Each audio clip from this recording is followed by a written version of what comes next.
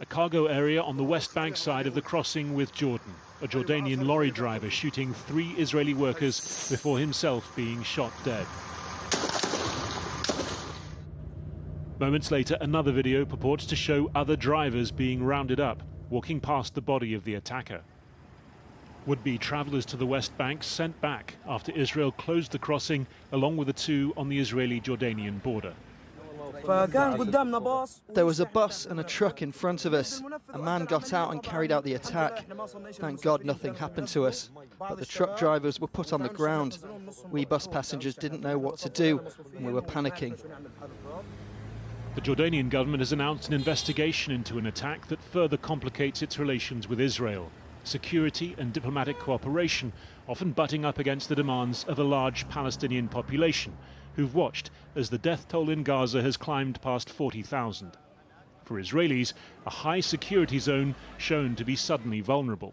There's going to be a narrative in Israel that the Jordanian state allowed this to happen, and that is going to make Israeli tensions with Jordan sensitive, and it's going to make the Israeli population even readier to feel threatened, insecure, and on the edge of open war with its neighbors.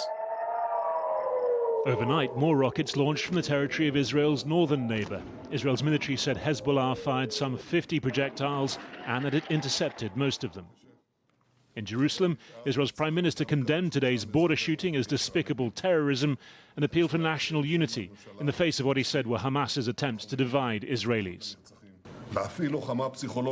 To wage psychological warfare on the families of the hostages, to exert internal and external political pressure on the Israeli government, to tear us apart from the inside and to continue the war until further notice. Until further notice, the defeat of Israel. The vast majority of Israeli citizens do not fall into Hamas's trap.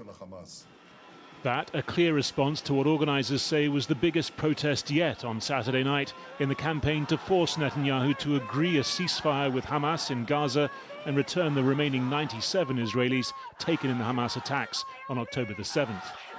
The US is due to publish a revised text on the deal within days, but its chief mediator, the CIA director, William Burns, says what's really required are hard choices and political compromise.